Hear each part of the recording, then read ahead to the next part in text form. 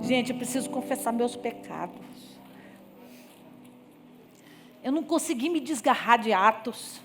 Estou agarrada aqui no Atos, não consigo. Então vamos de Atos hoje, capítulo 4.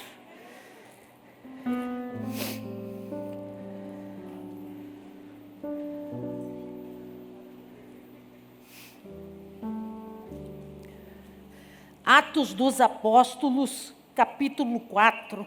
Eu vou ler a partir do verso 23.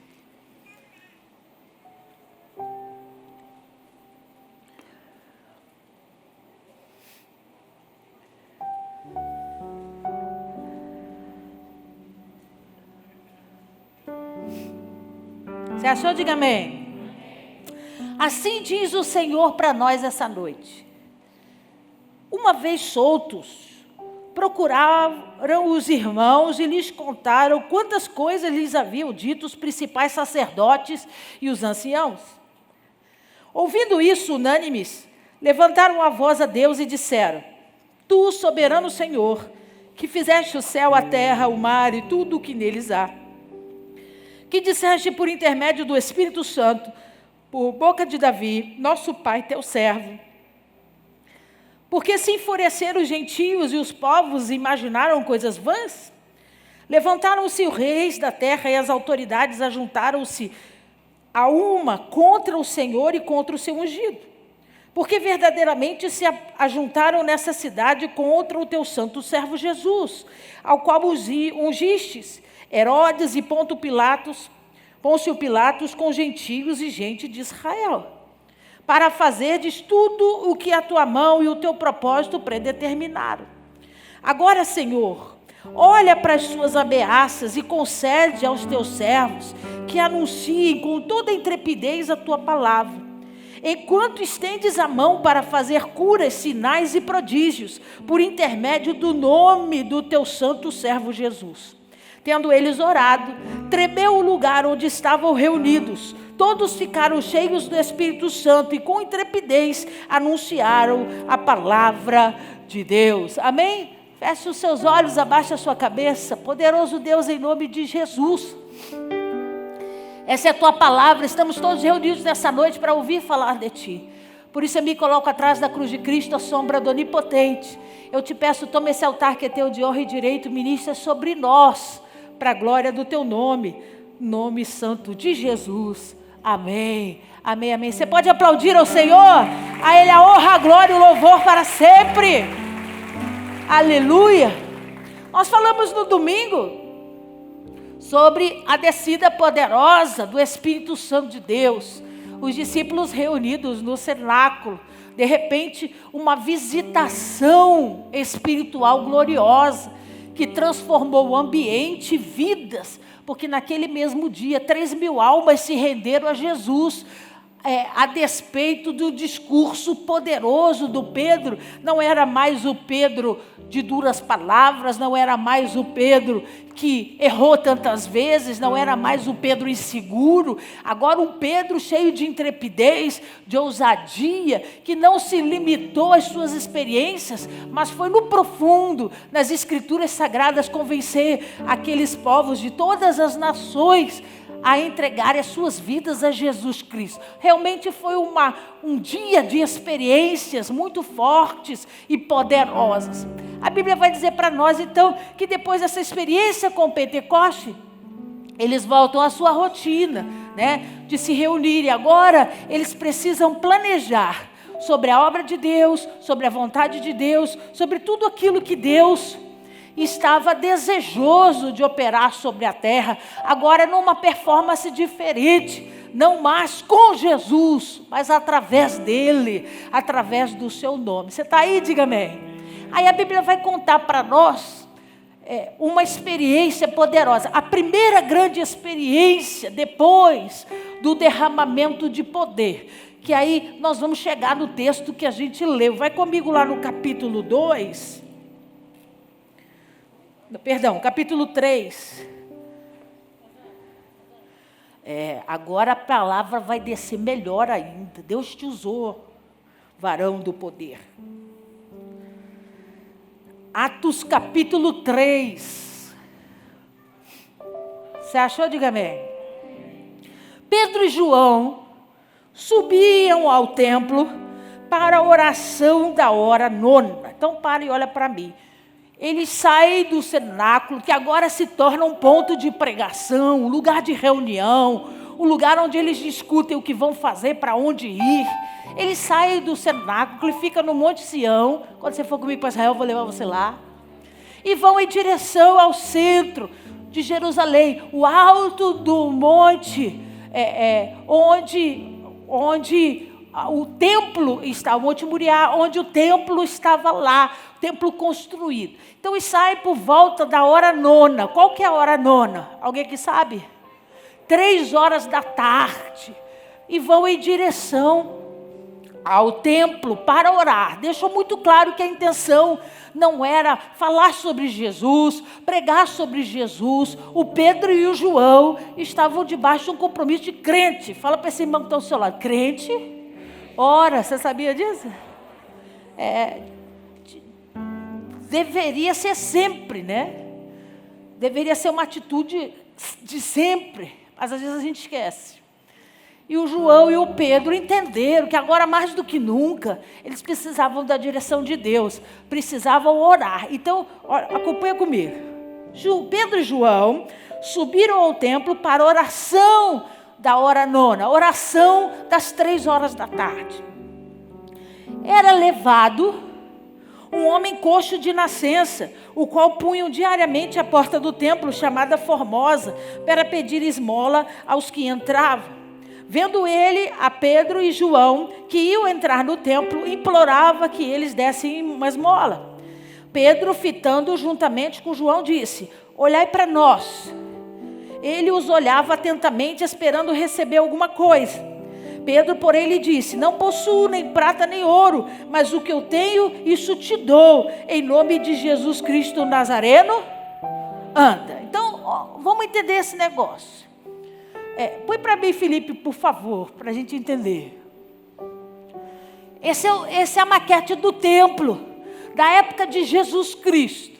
Observa que nós temos 3 portas. A primeira aqui embaixo, bem dourada, você consegue ver? A segunda no meio, que é uma que tem um arco mais escuro, você consegue ver? E a terceira, grandona, que entra no Santo dos Santos. Você conseguiu ver? Amém ou não amém? Essas 3 portas também eram famosas pela tradução dos seus nomes. Jesus falou delas quando estava ministrando do alto do monte Moriá. Jesus disse para os discípulos, diante dessa imagem, Jesus diz: eu sou o caminho, eu sou a verdade e eu sou a vida, que era a tradução do nome dessas 3 portas. Ninguém vai ao Pai senão por mim. Olha ele dizendo, tem que passar pelo caminho, a primeira porta, tem que passar pela verdade, a segunda porta, e tem que entrar pela vida, a última porta, que lá no Santo dos Santos só eu posso colocar você. Diante de Deus, só eu posso colocar você. É por isso que Jesus disse: eu sou o caminho, a verdade e a vida, e ninguém vai ao Pai se não for através de mim. Você pegou? Mas olha aqui, essa porta dourada, a primeira porta, ficava adiante de uma grande escadaria. E essa porta era conhecida como Formosa, era um apelido para ela. Por quê, pastor? Ela tinha 25 metros de altura, aqui parece pequenininho, né? Mas era enorme, toda feita de bronze, trabalhada também em prata e ouro, materiais que vieram da cidade de Corinto, foi toda trabalhada para especificamente tomar esse lugar. Era chamada de Formosa por conta da sua beleza. E era uma porta que resplandecia luz. Qualquer movimento da luz, aquilo resplandecia e ficava bonito demais. Então, o nome Formosa foi dado por conta dessa beleza, né, da estrutura dessa porta. Observa o que a Bíblia diz para nós, no capítulo 3. Era levado um homem coxo de nascença, ao qual punham diariamente a porta do templo, chamada, para quê? Para pedir esmola aos que? Põe a outra para mim, Felipe. Então, essa imagem mostra as escadarias que levavam a essa porta dourada grandiosa de 25 metros de comprimento. Era nessas escadarias que o coxo era colocado diariamente. Ele era carregado por parentes, por amigos, que o levavam até as escadarias e ali o colocavam para que todo mundo que subisse, porque só tinha um jeito de entrar no templo, tinha que passar por essa porta, né? Então, essa era a porta principal de entrada. Os sacerdotes podiam entrar por outra, mas as pessoas normais tinham que passar por essa. Então, ele era colocado ali de forma proposital. Para quê? Porque todo mundo que subisse para oração, ele podia pedir a esmola ali. Volta a outra, a primeira. Por que que ele era colocado nessa porta? Por dois grandes motivos. O livro de Levítico diz que todo aleijado ou todo homem defeituoso não podia entrar no templo. Não era porque Deus faz acepção de pessoas, ou ele é ruim, não. É porque todo o trabalho dentro do templo exigia muito. A questão de levar os animais, do sacrifício, de colocar os sacrifícios na coisa para queimar, retirar, levar para o sacerdote. Então Deus sabia que um deficiente físico não ia ter como fazer isso por ele. Então a missão do sacerdote era fazer essa oração específica para aqueles que não podiam adentrar ao templo. Os outros, os demais, cada um fazia por si mesmo. E a segunda questão é que essa porta, a porta formosa, dava entrada direta a dois pórticos, que são seções dentro dessa estrutura do templo diferenciados. Um ao lado das mulheres. Entrava por essa porta e ia para o lado das mulheres. E o outro ao lado dos gentios. Ou seja, se o templo existisse hoje, o máximo que nós poderíamos chegar era passar pela porta formosa e ficar do lado dos gentios. Por quê? Porque não somos judeus.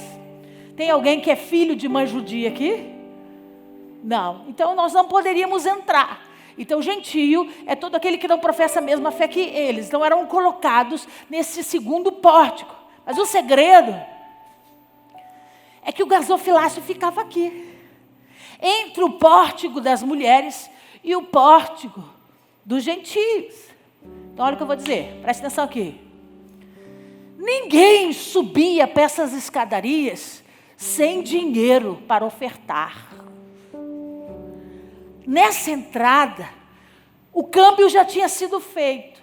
Nessa entrada, porque tinha um câmbio, né? A moeda do templo era diferente da moeda do como é que é o nome, doutor Carlos? Da moeda de Israel? O shekel era diferente, né? A moeda do templo era diferente. Então, precisava se fazer o câmbio. Se trocava pela moeda do templo. Então, é o que eu vou dizer. Ninguém subia essas escadarias sem dinheiro. Porque a lei diz que você não pode cultuar a Deus sem apresentar a Ele a oferta. Não importa a oferta que seja. Você tinha que depositar uma oferta no gasofilácio. Observa o que o texto diz.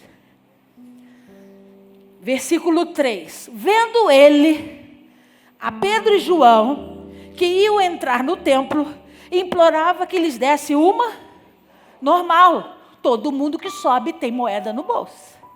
Todo mundo que sobe vai depositar a oferta no gasofilácio. Então, vão me dar alguma coisa. Eu consigo receber alguma esmola. Diga comigo, o coxo estava no lugar certo. Não tinha outro lugar para se receber esmola melhor do que as escadarias da Porta Formosa. Você pegou? Diga amém. Continua lendo. Pedro, fitando juntamente com João, disse: olha para nós. Porque ele ficava de cabeça baixa, pedindo esmola, como um mendigo normal, né? De cabeça baixa. A Bíblia vai dizer para ele, nossa, que ele tinha 40 anos de idade. E era coxo de nascença. Esse homem nunca experimentou andar. Ele nunca experimentou ficar de pé sem a ajuda das pessoas. Por 40 anos, ele era colocado. Ele foi colocado ali com a ajuda de pessoas para sobreviver. Para receber das esmolas e das esmolas, ele conseguiu sobreviver. Então Pedro começa dizendo para ele, para de olhar para o chão, olha para mim e olha para o João. Para de olhar para o lugar onde você está hoje e olha para nós. Aí ele levanta os olhos e encara o João e o Pedro. É aquela outra foto, deixa lá para eles verem. Ele os olhava atentamente, esperando. Lê aí na sua Bíblia. Você não dizer que a pastora está pregando heresia. Você vai ter que provar, irmão, que eu estou pregando heresia. João e Pedro, diante dele, olha o que diz aí. Chamam ele para olhar para ele, chamar a atenção dele. Aí a Bíblia vai dizer, ele os olhava atentamente, esperando receber alguma coisa. O Pedro desafia, olha para mim. E aí ele levanta e encara o Pedro. Mas no fundo, ele não queria um relacionamento, ele não queria saber quem era o Pedro, ele não queria saber de onde o Pedro estava vindo, ele não queria conversa, ele queria o quê? Esmola, era o que ele precisava. Acompanhe. 6. Pedro, porém, lhe disse, não possuo nem prata, mas o que eu tenho, isso te dou, em nome de Jesus Cristo Nazareno. Então a gente precisa raciocinar. Ele encara o Pedro e o João, e o Pedro diz para ele, eu não tenho prata e nem ouro. As moedas da oferta do templo estavam certamente nos bolsos do Pedro e do João. Mas não eram moedas de ouro, nem de prata. O Pedro não mentiu quando disse para ele que não tinha ouro nem prata. O que o Pedro está dizendo? Você está sentado aos pés de uma porta de bronze, toda cravejada de prata e de ouro. Uma porta de 25 metros de altura, vale uma fortuna essa porta. E você está sentado aos pés dela. E o fato de você estar tão perto dela não te dá autorização de viver dessas experiências. Você está me pedindo esmola. Então Pedro faz uma jogada de palavras. Ele diz, você está aqui debaixo de todo esse ouro, de toda essa prata, de todo esse bronze. Eu não tenho isso para te dar.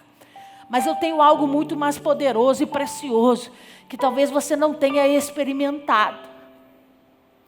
E aí ele diz para ele, não possuo nem prata nem ouro, mas o que eu tenho, isso eu te dou. Em nome de Jesus Cristo Nazareno, anda, levanta e anda.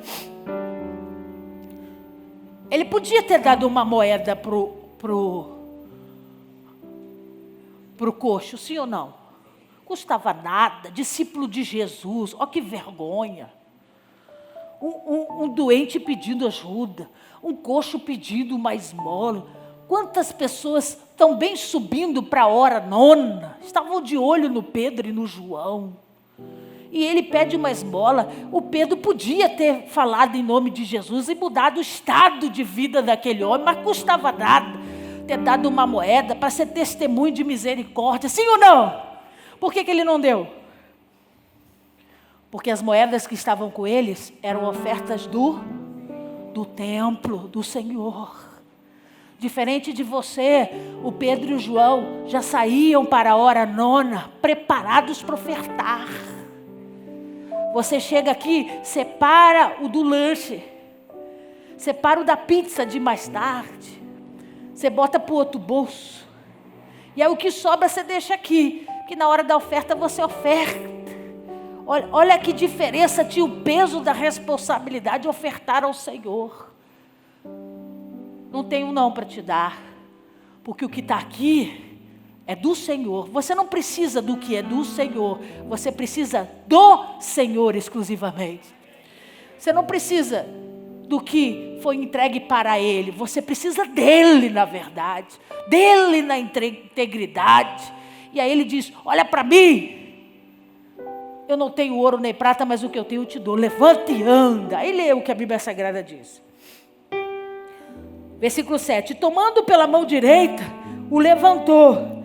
Imediatamente os seus pés e tornozelos se firmaram. Isso nunca havia acontecido antes, 40 anos coxo de nascença. Quando Pedro estende a mão direita e puxa ele, imediatamente ele fica em pé pela primeira vez sem ter apoio de ninguém. Os seus joelhos e tornozelos se encaixam, porque um coxo de nascença, Quem aqui já teve a experiência de ver alguém aleijado de nascença? Os membros inferiores são atrofiados, muito fininhos, e o pé normalmente é viradinho para trás. Então, quando o Pedro puxa ele para a mão direita, ele fica em pé, esses pés vão para o lugar, a estrutura óssea se firma para que ele consiga ficar em pé. Continua lendo. E tomando pela mão direita, levantou imediatamente os seus pés e os tornozelos se firmaram. Versículo 8. De um salto se pôs em pé, passou a andar e entrou com eles no templo, saltando e louvando. Ele experimentou de duas grandes coisas que ele nunca havia vivido na história da sua vida. O primeiro, de ficar em pé, sem ajuda de ninguém. Ele consegue ficar em pé. Os seus pés vão para o lugar, sua perna vai para o lugar, e ele consegue andar sozinho. E ele diz, ele fica tão emocionado que ele salta, ele pula, exatamente para experimentar coisas que ele nunca fez. Às vezes a gente vê uma criança, né?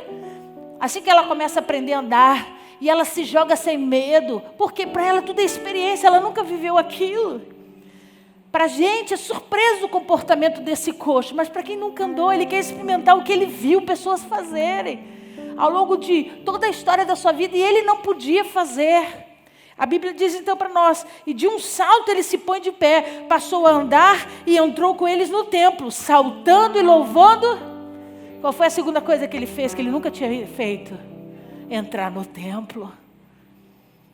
Ele não podia entrar, e agora ele podia ser visto como um homem íntegro, perfeito, digno de entrar, adorar e louvar a Deus lá dentro. Então ele entra dançando, louvando a Deus com muita alegria por participar dessa experiência poderosa. E aí, diz assim para nós: viu todo o povo andar e louvar a Deus, e reconheceram ser ele o mesmo que esmolava sentado à porta formosa do templo, e se encheram de admiração e assombro por isso ter lhe acontecido. Óbvio, o milagre do coxo ficar de pé é grandioso demais. Para um homem comum, né, que até então era apenas um pescador de homens, alguém que era simpatizante do ministério de Jesus, de repente testemunhar desse milagre foi algo glorioso. Mas eu quero fazer um parênteses e trazer essa mensagem um pouquinho para os dias de hoje. Não é nada disso que eu vou pregar não, mas acho importante a gente abrir esse parênteses para dizer que eu vejo algumas características entre esse coxo e os discípulos de Jesus. Porque hoje nós não temos coxos com dificuldade física de entrar pela igreja. A igreja tem acessibilidade, tem cadeira de roda, vai ter sempre alguém que vai ajudar a pôr. Ninguém vai impedir esse homem de entrar. Mas existem coxos espirituais. Homens e mulheres, eu posso falar? Homens e mulheres que nunca caminharam sozinhos. Viveram a vida toda apoiado em outras pessoas. Não conseguem se mover sem estar apoiado em outras pessoas. E qual é o primeiro exemplo? Acompanhe comigo. O primeiro exemplo que eu vejo de grande diferença entre os discípulos de Jesus. Quem eram os discípulos de Jesus? O Pedro e o João. E o coxo. É que os discípulos de Jesus decidiram ir ao templo orar na hora nona. Por livre e espontânea vontade, vamos orar. Precisamos da direção de Deus, precisamos ouvir a voz de Deus. Vamos até lá orar. E o coxo, pastor? O coxo era trazido. Levavam ele no braço todos os dias e o colocavam lá na porta. Então deixa eu falar algo para você na autoridade do nome de Jesus. Quantos estão aqui nessa noite que não vêm adorar o Senhor voluntariamente? Alguém tem que trazer você. Se não te ligar, se não te procurar, se não buscar você na porta da sua casa, você não vem. Porque sozinho você não consegue andar. Você precisa de apoio, você precisa de ajuda o tempo todo. Os discípulos de Jesus decidiram ir. Nós vamos adorar ao Senhor lá.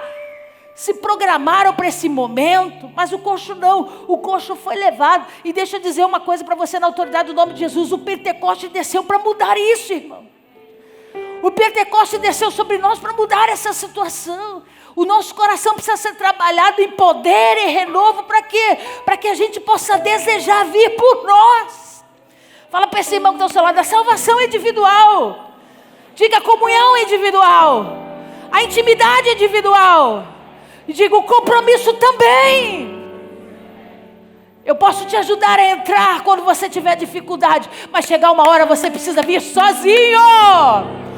Seu coração precisa arder pela vontade de vir, adorar e louvar ao nome do Senhor por você mesmo. Pastor, a minha casa está toda desanimada. Deixa os coxos lá e vem você. Não usa como discursos que precisam de apoio para vir.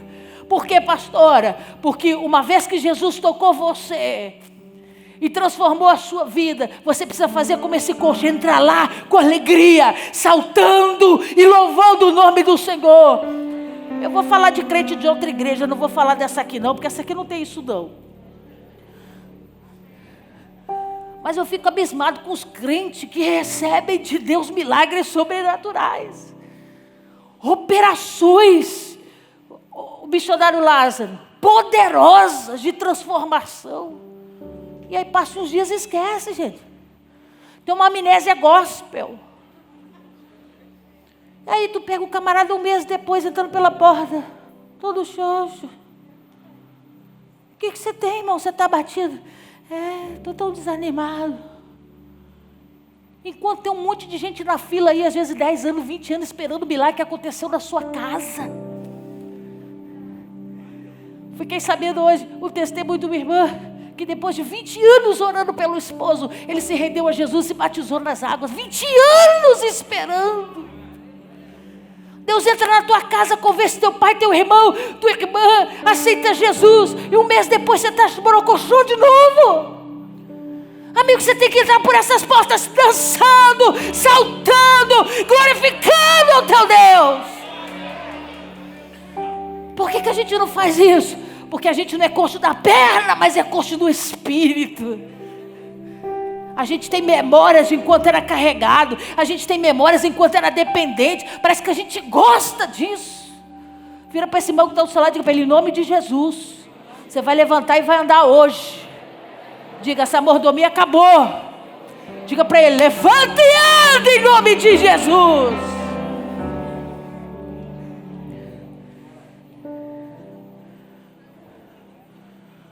Os discípulos de Jesus chegaram no templo, o que eles fizeram? Bateram um papinho ali com o coxo. Mas o que eles fizeram?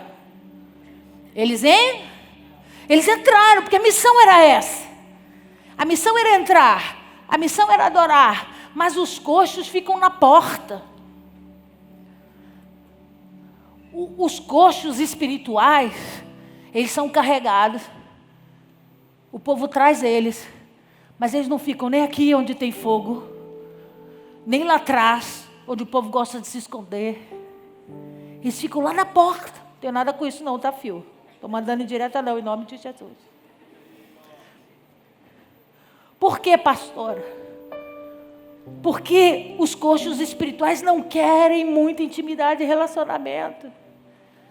Enquanto os discípulos entram e têm prazer de entrar, adentrar, fazer daquele ambiente um ambiente de relacionamento, os coxos espirituais preferem a porta, que é indiferente. Vira para esse irmão que está ao seu lado e diga para ele, vai acabar isso, irmão. Diga, o meu Jesus nos chama para entrar. Quem entra experimenta, quem entra vive, quem entra conta testemunho. E por último, os discípulos sobem ao templo para prestar culto a Deus. Porque entendem que tudo que eles são, tudo que eles vivem, vem da parte do Senhor para eles. E o coxo? O coxo vem para a porta da igreja para pedir. Os discípulos sabem que precisam. Mas eles entendem que só tem um jeito deles receberem. É adorando, louvando, engrandecendo ao nome do Senhor, servindo, prestando culto. Os coxos veem até a porta para pedir. Eu preciso disso, eu preciso daquilo, eu preciso daquilo, eu preciso daquilo. Por que o Pentecoste veio, pastora? Porque o Pentecoste veio para fazer de nós discípulos, não coxos espirituais. Homens que vão adentrar ao templo para glorificar ao Senhor. Se a figueira florescer ou não, se ela der fruto ou não, eu estou aqui. Louvado seja o nome do Senhor. Ele é Senhor de toda a terra. Ele é Senhor da minha casa, da minha família. Ele é Senhor até dos meus problemas. Ele é Senhor. Aplauda ao Senhor.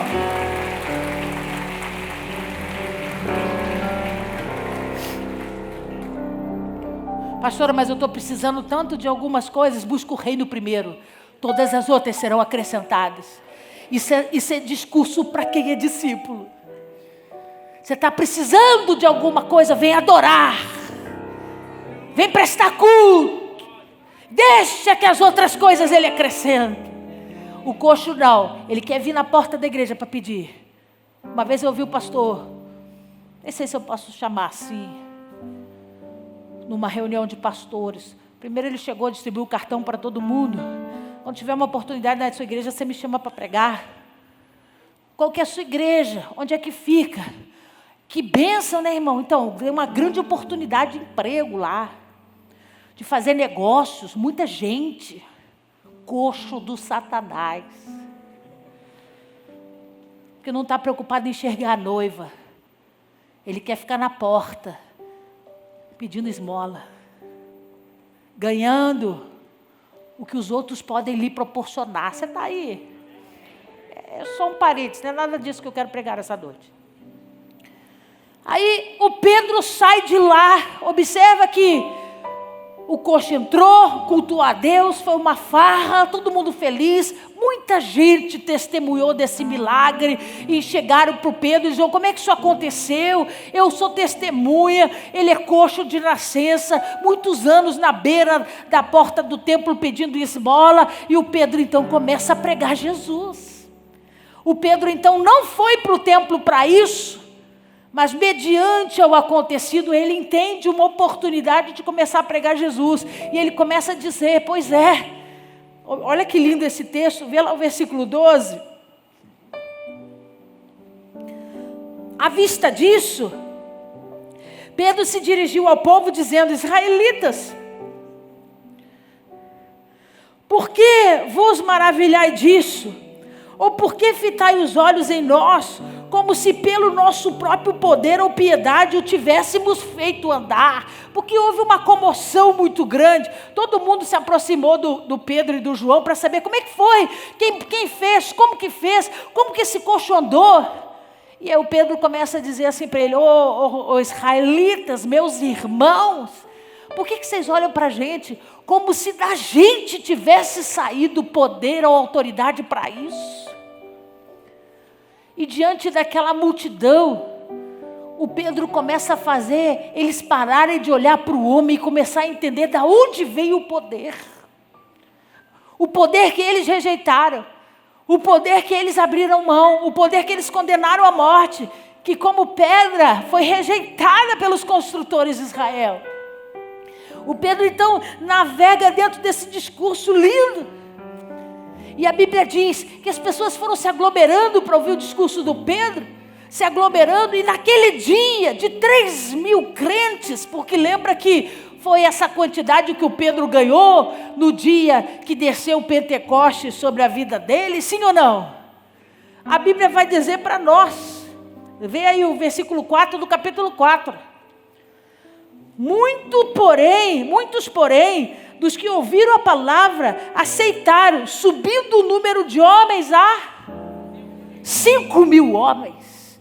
2.000 homens a mais foram ganhos naquele dia, pela pregação do Pedro, em função de algo poderoso que aconteceu, uma experiência nobre que aconteceu sobre o Pedro. Aí o que aconteceu? Você imagina, amiga, 2.000 homens em volta do Pedro, ouvindo Pedro falar de Jesus, ouvindo Pedro contar as experiências de Jesus, batendo na religião, batendo naqueles que condenaram a Jesus. Rapidamente chegaram os sacerdotes, chegaram as autoridades eclesiásticas e foram tomar satisfação com Pedro. Que história é essa? O que você está dizendo? E aí o Pedro fala para eles: eu não estou fazendo nada mais do que a minha obrigação. O meu papel é anunciar aquele que realmente tem propriedade para operar esses sinais no nosso meio. Eles ficaram brabos demais, levaram o João e o Pedro para o cárcere. Vira para esse irmão que está ao seu lado e diga para ele: você acha que só porque o Pentecoste desceu, a perseguição vai acabar? Dá uma risadinha. Eles estavam cheios do poder de Deus. Mas o mundo não queria ouvir o que eles tinham para dizer. O mundo não queria que eles propagassem daquilo que eles experimentaram. O João e o Pedro foram levados presos e passaram a madrugada presos, até amanhã do dia seguinte. Eles voltam até o João e o Pedro e dizem para eles: não temos argumentos para prender vocês e deixar vocês presos, porque muitos homens testemunharam a cura. Muitos homens testemunharam que realmente o milagre aconteceu. Mas nós estamos proibindo vocês de pregar em nome de Jesus.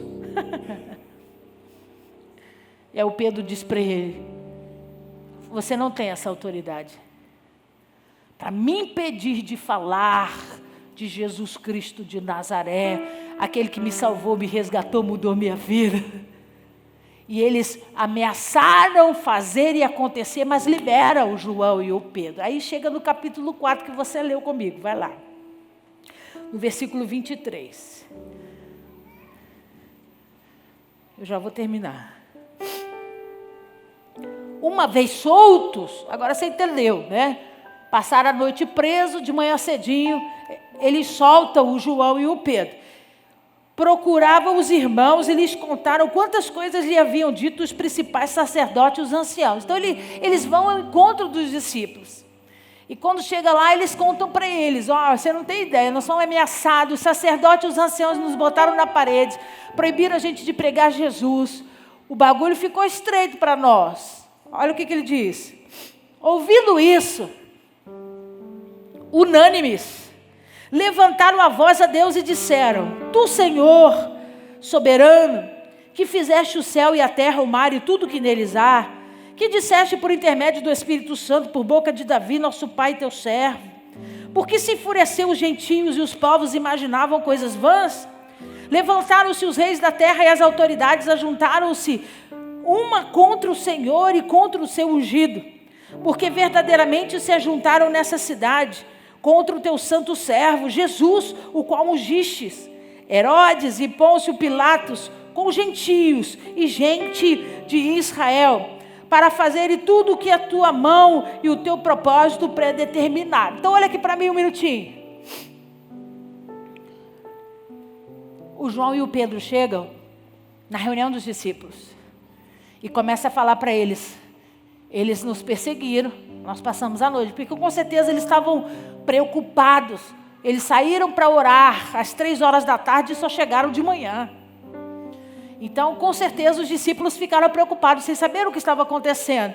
Então, quando eles chegam, eles dão satisfação, eles nos prenderam, os sacerdotes, os anciãos, e nos fizeram um monte de ameaça, e nos proibiram de pregar Jesus.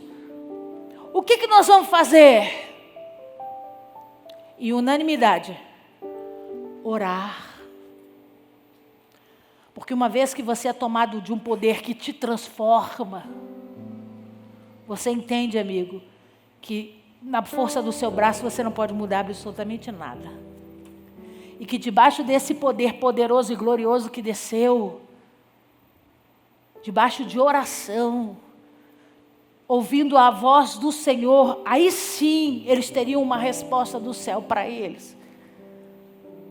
Eu não consigo entender como você, batizado no Espírito Santo, cheio do Espírito Santo, ainda continua brigando com Deus. ao invés de entender que as suas lutas são as lutas de Deus. O João e o Pedro foram presos porque estavam falando de Jesus.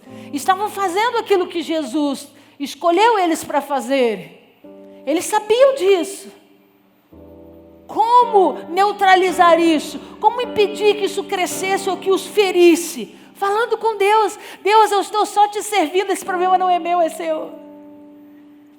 O que eu estou sentindo, o que eu estou passando nesse momento não é meu problema, é seu problema. Quando nós decidimos alargar a igreja e fazer obra para crescer, para expandir, o pastor começou, meu Deus, não sei como é que vai ser, não tem dinheiro para isso, não tem dinheiro para isso.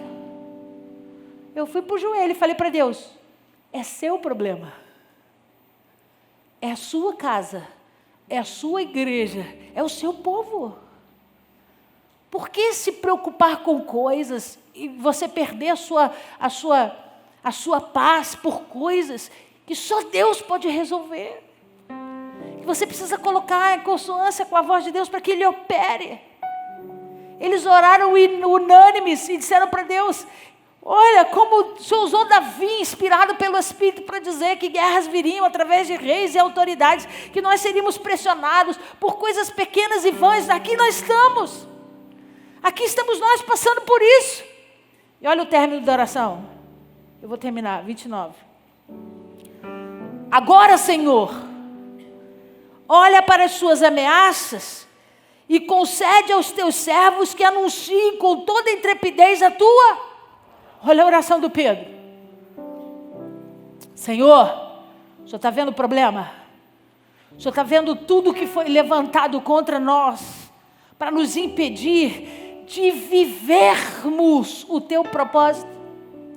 O Senhor está vendo tudo que foi levantado para impedir a gente de fazer aquilo pelo qual o Senhor nos escolheu para fazer?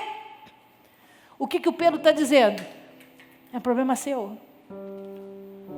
Tudo que foi levantado para me impedir e para me tirar desse propósito, Senhor, agora é um problema seu. Opera para que eu possa dar continuidade àquilo que eu fui chamado.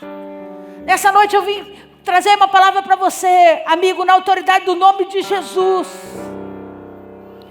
Você precisa se conscientizar. O que foi que Deus derramou sobre você? O que foi que Deus chamou você para fazer? Tudo aquilo que tem se levantado em oposição ao propósito de Deus é problema de Deus. Levanta a tua voz em oração e começa a dizer, Senhor, tudo aquilo que está sendo levantado, me impedindo de viver, de experimentar, de ser aquilo que o Senhor me chamou para ser, agora precisa estar debaixo da tua poderosa mão. Por quê? Porque eu quero viver o propósito, eu não quero parar. Fala para esse irmão, eu quero viver o propósito de Deus. Diga, eu não vou deixar nada me tirar do propósito de Deus. Diga, eu quero viver. Então levanta as duas mãos e diz, Deus, eu te entrego hoje tudo aquilo que tem me impedido de viver os teus sonhos sobre a terra. Diga, é teu.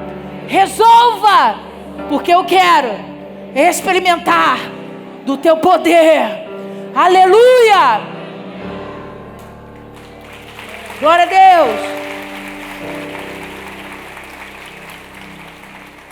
Olha para as suas ameaças e concede aos seus servos que anunciem com toda intrepidez a tua palavra.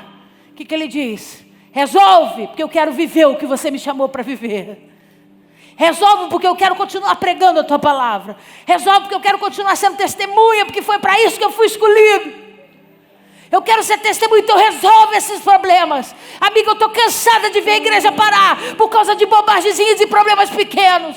Se está impedindo você de viver o propósito, entrega para Deus e segue. E vai cumprir aquilo pelo qual te escolheu para fazer. Pergunta para mim, acabou? Não, lê aí. 30. Enquanto estendes a mão para fazer curas, sinais e prodígios por intermédio do nome do teu santo servo Jesus. Olha o que ele fala para Deus. Resolve esses problemas porque eu quero pregar. Foi para isso que eu fui chamado. Para pregar o evangelho. Para ir ser tua testemunha. enquanto o Senhor me deixa livre para eu fazer aquilo pelo qual eu fui chamado, a sua mão vai estar estendida para operar cura. A sua mão vai estar estendida para operar milagres poderosos sobre a terra. Sabe o que ele está dizendo? Enquanto eu estiver livre para viver o teu propósito, o Senhor vai fazer o que o homem não pode fazer.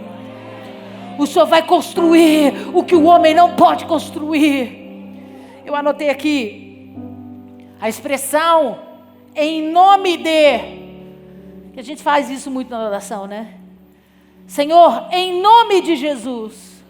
Senhor, em nome do teu filho Jesus, em nome de Jesus de Nazaré. Qual que é o significado dessa expressão, em nome de? Primeiro, você está dizendo que alguém, você representa alguém, e esse nome é revelado quando você diz em nome de alguém. Então, quando você se apresenta e diz, eu estou vindo em nome do fulano, você está se apresentando em nome daquela pessoa. Mas o significado não é só pautado em representatividade. Em nome de significa em virtude do caráter, da autoridade. Então quando você diz em nome de Jesus, você está dizendo, qualquer oração que você faz, Senhor, salva os meus pais. Aí você diz, em nome de Jesus, você diz assim, Senhor, salva os meus pais, na virtude do caráter e da autoridade de Cristo. Ah, amigo, se você entendesse a profundidade dessas palavras, você parava de ficar com medo com aquilo que atrapalha você de viver a obra de Deus. Porque quando você diz em nome de Jesus, você está dizendo, não existiu nenhum homem sobre a terra, tamanha integridade, de caráter, de posicionamento e santo sobre a terra. E ninguém mais, debaixo da terra e dos céus, com tamanha autoridade legal diante de Deus. Você não está falando em nome de qualquer pessoa, ou de qualquer coisa. O Pedro sabia disso. Então ele disse para Deus, me deixa pregar. Me deixa viver o que o Senhor me escolheu para viver. Enquanto eu estiver vivendo os teus propósitos, a cura vai ser ministrada. O sobrenatural vai acontecer. Por quê? Porque uma coisa está vinculada à outra. Nós não vamos em nome de nós mesmos. Quando reuniu todo aquele povo no templo, o Pedro, primeira experiência, o Pedro podia ter se levado e ter deixado o seu coração se encher de soberba e vaidade. Tu viu lá a minha autoridade? Falei para o homem, estende a mão aí. Puxei ele com a mão direita, o homem ficou de pé. A enfermidade foi curada. Olha que experiência tremenda.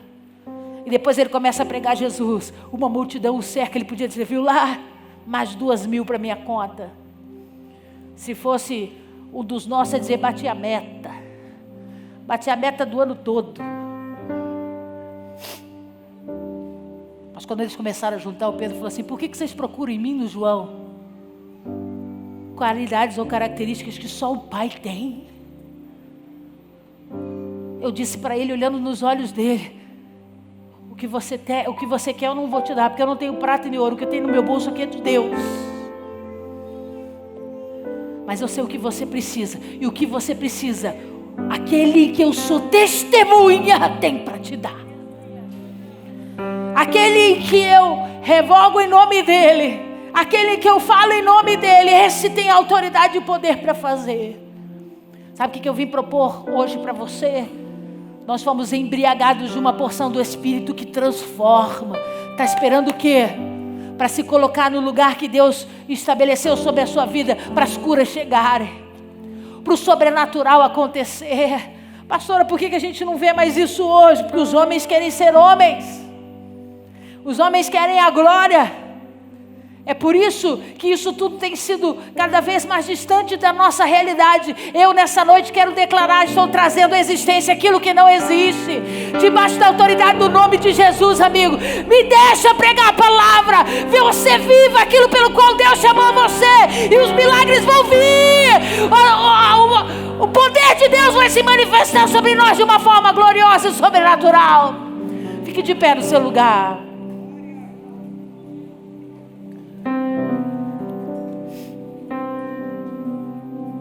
Em virtude do seu caráter e da sua autoridade.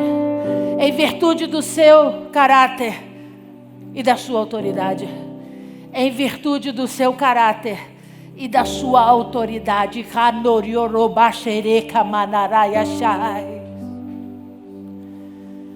Deus, em nome de Jesus,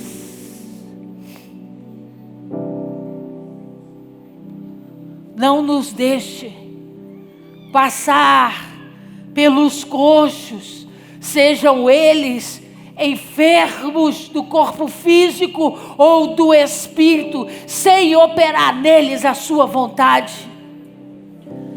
Não nos permita mais viver uma vida que parece mais com as coisas dessa terra do que com o céu. Senhor meu Deus, em nome de Jesus, pelo edito de Atos capítulo 4, que a oração do Pedro seja a nossa oração nessa noite. Senhor, o Senhor viu como eles se levantaram? Isso não é problema meu, eu só quero viver os teus propósitos. Senhor, o Senhor viu como eles nos impossibilitaram de falar no teu nome, de pregar a tua palavra. Deus, nessa noite resolve isso, porque eu quero continuar fazendo aquilo que o Senhor me chamou para fazer. E quando eu estiver no meu lugar, fazendo aquilo que o Senhor me chamou para fazer, a cura vem, os milagres e a operação de maravilha vem, porque Senhor, eu estou em nome eu estou por conta do teu caráter e da sua autoridade. Não vem de nós, Senhor, somos discípulos, testemunhas para cumprir a tua obra sobre a terra.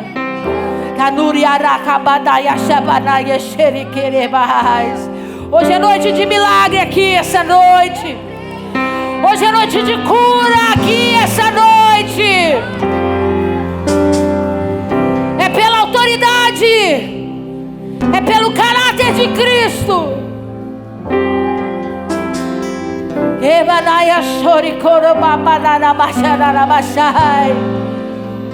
Olha como Deus está desfazendo esse espírito de confusão. Olha como Deus está desatando esses nós que estão trazendo tristeza ao teu coração e impedindo você de viver aquilo pelo qual te chamou.